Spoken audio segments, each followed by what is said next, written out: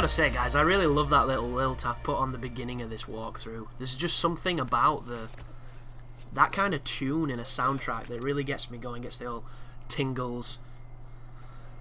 But this is my Battlefield 4 hard difficulty video walkthrough. This is mission 2 entitled Shanghai. I have this crazy Chinese looking assault rifle and I'm shooting people in the face ad nauseum. This is a first person shooter, you know, this is what we do. And that feature right there you just saw is one of my favourite aspects of this most recent Battlefield. I don't remember it in 4, and the only thing I can liken it to is the multiplayer where you get to tag people, but this is essentially a heat vision that tags people. So it's an optic that scouts for you, and it auto-marks things, and it is absolutely life-saving. And it's life-saving in a game that doesn't really need it just because the game is that damn simple to play. Like, if that was in Battlefield 3, that campaign would have been so much easier, because there were a lot of times in that game where you just didn't know who was in the room. You couldn't see folks. So you'd move forward, and then there'd be a guy behind a bench who'd murk you instantly because he had a big gun and you were really close and he didn't like you. But if you had that tool, you'd have alleviated immediately because you'd see his little head and stuff and you'd get the target lock. Such a powerful piece of kit. Uh-oh. But look at that, look at it. You take such a pounding, it's crazy. Like, this is a guy that no one will ever doubt the difficulty for, because the difficulty's just not there. I will report as well, I watched a video the other day of a person complaining that when they beat this game on hard, they didn't get the achievement. So, if you're curious why you didn't get it, or you're having trouble getting the trophy or achievement, just know that someone else has had the same issue. I did not. It popped fine for me. It might be just one of those things. There is a couple of bugs in this game. It's not quite Arkham Origins, which is one of the buggiest fucking games I've played. You know, AAA titles. But there are a couple, and one of them most notably is the collectibles.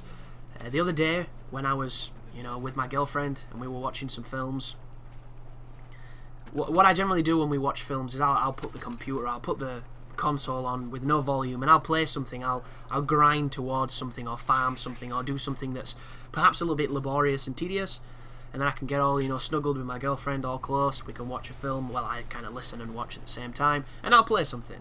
So I was doing the collectibles on this game, and there's a prison level in the mountains coming up later on, and there's a certain knife with the dog tag on it stuck in a power conduit. And when I picked it up, it gave me the dog tag, but it didn't remove it from the game, and it didn't class it or tick it off, so that's just glitched. And my progress towards finding all the collectibles is pointless now, so I'm looking forward to the patch on that. But if you're doing the collectibles and you're having trouble and you don't know why, that might be it. It happened to me, it might happen to you, hopefully it doesn't. But this is a sequence where you have to bottle down. This happens twice in this level, and then it doesn't happen at all in any of the other levels, which is interesting. That's something I've not mentioned too right there. You'll notice my dude kind of put his hand forward and there was a nice beep, a nice recognition of action, and then there's these orange pieces of the HUD that are pointing to the targets. That is essentially you saying, shoot the dude for me please. And it happens a couple of times in the game. It happens with your teammates at any time. If you want to tell them to shoot people, you can. I don't personally recommend it too much with the team because they're kind of shit. Yeah, they just kind of stand around shooting like idiots and don't do much. But what I do recommend doing it with is with the vehicles. And on the mission you just watched, there's a section as I was moving through shooting people that you can literally let the helicopter do it. It'll just kill everybody, and you can keep targeting them and marking them and hitting them, and it's nice and simple. I chose not to, mainly because this game is so short. This is one of the shortest campaigns I've ever done. I wanted to play, you know what I mean? Like, Ghost Recon is an interesting choice when it comes to that kind of technique, and on the harder difficulties, on the early, you know, advanced warfighters, staying back and sending your choppers forward to kill stuff was a fantastic strategy to stay alive. On a game like this, where it's short, it's easy, I kind of thought I might as well just put myself forward, because if you're having trouble, and something I should probably point out here, because I don't really mean to offend people, when I say a game is easy, guys, it's purely subjective. Difficulty is completely subjective. There is no such thing as a universal measure of difficulty. There's always something that somebody's going to think is easy and something that somebody's going to think is hard. There's always those people who get really lucky and do things really well, and there's always those people who are absolutely egotistical, arrogant cunts who think they're amazing at everything and say that everything is easy, and because you can't do it, you're just bad. There's always those people. They exist. You can't help it. You just have to deal with it and try not to, to go anywhere near them and push them closer to any kind of source of radiation, just for the simple hope of infertility and that they'll never spread their cunty genes. But everybody's going to struggle with different bits, and that's the joy of making a walkthrough like this.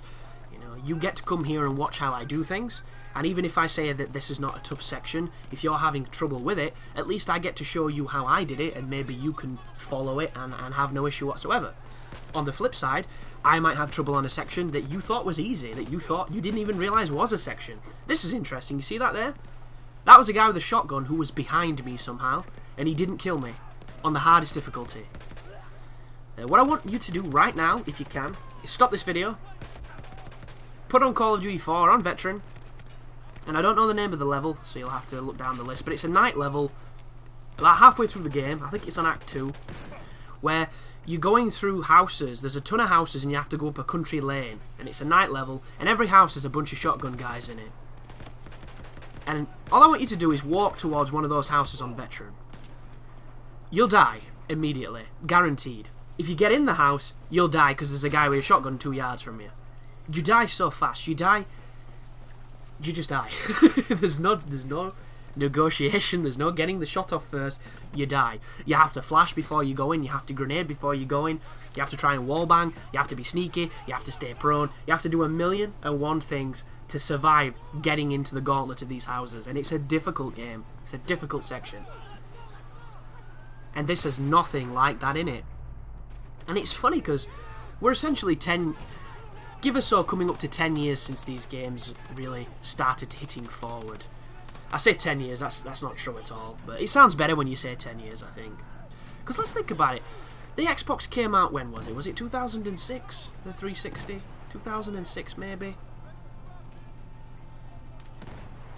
I don't know. 2006, 2007, Call of Duty 2.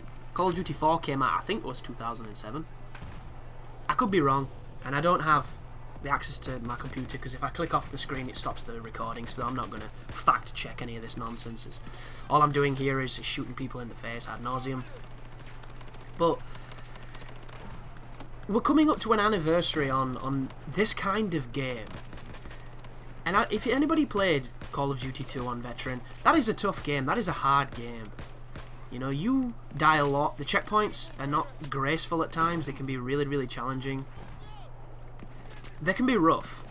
There's a level, there's D-Day level on that game, which is absolutely brutal. Just thinking back, if I'd have had a YouTube channel then, those videos would have so many views, just because how amazingly brutal those games can be. And ever since then, the next one that followed has been easier. And I don't know why. I don't know if it's a conscious thing, or if we're just getting lazier. I can't really think about it, because I don't have enough information to really put forward a really concise argument for it. Like, the first thing I can think of is, statistic-wise, the percentage of people who buy games and don't beat them is insane. Something I haven't mentioned as well, and I should. Put every gun to single shot. Even if you don't like single shot and you like holding the trigger, you have to do it. The guns on this game they're fun, minus some horrendous aimers and horrendous obsession with fucking holographic sights, which I really don't like. I like a dot. I like a clean dot. Anything more is aesthetically offending. And this game has anything but a single clean dot. It's got circles, it's got trails, it's got more than one dot, it's got lines. It's like, Jesus Christ, give me a dot. Why can't I have a dot? And another really strange thing about this game, which makes no sense to me at all, is they've given you the option to go back and choose your weapon. And when you play the levels again, you can pick any gun that you've picked up or used. So there's this notion of, play back through with different weapons, and, if you want to do a sniper run through a level, do a sniper run. Want to do shotguns? Do shotguns. but they don't let you change the aimers. They don't let you change the accessories or anything. And I was hoping at first that maybe I'm just being a retard. Oh, a little side note here, you can completely skip this sequence if you don't want to shoot anybody and just flank down the left-hand side that I'm going now. You can run, in fact, because the enemies don't see you too well and because they don't do enough damage to really punish you out of cover. You can completely skip this sequence. The reason I'm killing them is because I didn't get the score on this level.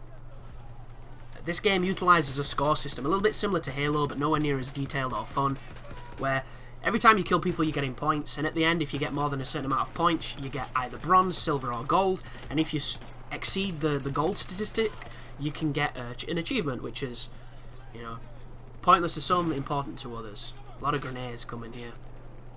And this is a level that I missed, and my feelings on why I missed it were because of this sequence right now. I skipped this entire fight, and I think the points I would have got here are the points that I missed from getting that final grading. So I decided to kill some folk. It was my original intention to have the scores be an important part of the guide, have this be like a hard mode score, you know, difficulty guide, but I only missed 2 of the scores, completely not trying to score, which kind of tells me that I don't think anybody's really going to be looking on how to get these scores, because, you know, for the most, they're pretty average and simple. None of them, you know, take a very methodical or intelligent way of gaming the system. There's no trick to getting high scores. It's just play through, kill dudes, and you'll probably get it.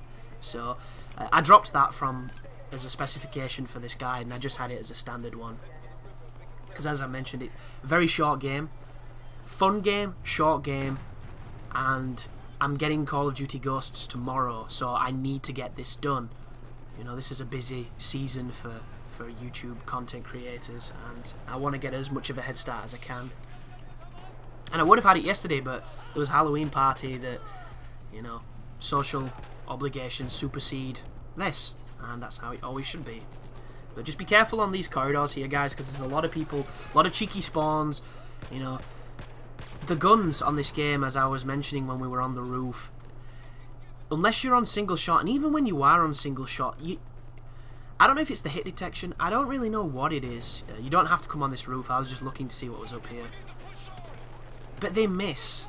I don't know if it's an intentional thing, I don't know if it's the Battlefield experience, but every time I come back to this game I'm reminded of why I don't like certain aspects of it. And this is complete preference here, folks. You know, you might love that, you might love the fact that the guns control, you know, not like lasers. I don't. You know, one of the main reasons I think Halo is as good as it is, even though I'm not a Halo guy, and why I think it's so competitive and so interesting, is because it's never a case of, oh, he beat me because his gun didn't wobble. He beat you because he put the aimer on your face more than you put it on his face. And that is it. There's no bullshit in that. There's no sway, there's no recoil, there's none of that. It's literally, the guns never move. Everything that's happening between you and that person getting shot is your thumbs on those sticks. And that to me is the truest form of first-person shooters. That's your Quakes, you know. That's before games had this obsession with realism. And I'm not saying that I can't control recoil, I'm not saying that I can't control sway, and I'm not saying that it doesn't add something to the games, because it does. It definitely adds a strategy to it, and it adds a skill adjustment to it, but I just think it's so much simpler without it. And then I come to a game like this, when I'm aiming at somebody and the aimer is on them. It's on them, you know, there's no two words about it. The aimer is on them, and I'm shooting, and I'm not even getting hit markers, and it doesn't calculate, it doesn't compute in my head. There's a cognitive dissonance there, and I don't understand it, because to me, it has to be satisfying, and having bullets not go where you point them, and inconsistencies when it comes to shooting, it can be as realistic as it wants, but if I wanted realism, I'd be watching Ross Kemp in Iraq, and I don't want that. Nobody wants that anymore. Ross just needs to sit down for a while and rethink. But that doesn't mean it's good, and a lot of people say that that's not a case on PC, because, you know, with the mouse and keyboard and stuff, but it's definitely a case on console. And it's not even that mentality of, oh, you're just a Call of Duty player, because there's this insult that exists now that a lot of people use. A lot of idiots, I would say, because I just think it's ridiculous to judge somebody by a game that they play. But this response that if you can't do something in a game, it's because you're a Call of Duty player. Which is hilarious, because the early Call of Duty campaigns, I don't think a lot of these people who use this could beat those campaigns on Veteran. You know, so they can say it's as lightweight as they want, yet that campaign shits all over, you know, the games that they like, because it was challenging. But they'll say things like, oh, you can't shoot because you're used to easy mode of Call of Duty because people die in 1 to 2 bullets. But I don't really think that that's the case at all. I just think that that's the fanboy arguments and the people that like to incite those kind of arguments, which is ultimately futile. But this section here is really interesting. This game's a lot less linear than Battlefield 4, but it's nowhere near as open as the Bad Company series, which I personally prefer, because I'm more of a linear kind of guy on first-person shooters. But this is one of the more open sequences where they give you this big courtyard, and they give you the tools to do what you want, and the goal is simple: kill 2 tanks. And be careful of that, just there.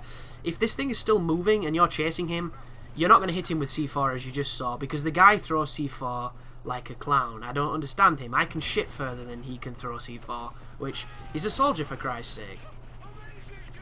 That achievement right there, I believe, is the score for this level, guys, so that's why I've left that on. Something I should note as well, you're not going to see the hard achievement pop at the end of the game, because the original footage would not load, and I don't know why. It's the first time this has ever happened to me in nearly 3 years of recording and capturing gameplay. There is nothing wrong with the file. It's an M2TS file. I can open it in VLC Player. I can watch it. It's fine. When I drag it into my editing software, it crashes the software. Every single time. I restarted it. I looked for updates in the software. I did whatever I could. I tried importing it through 4 or 5 different measures, and every single time it crashed it, not responding. There was no error message. There was no non-compatibility issues. There was no good reason for it not to load the footage, but it just wouldn't. So I had to delete it, and I had to capture the entire last level again, which wasn't a problem because the last level's tiny and it's also very easy, but at the same time, there was a lot of stuff in that original recording that I liked, because it was my first playthrough, and there was those novelties of a first playthrough where you do those serendipitous moments of insanity. And there was a couple of them, like I had an entire helicopter on fire land on me and I didn't die. There were some great moments, and now it's gone forever. But thank you for watching, folks, and as always, you take care now.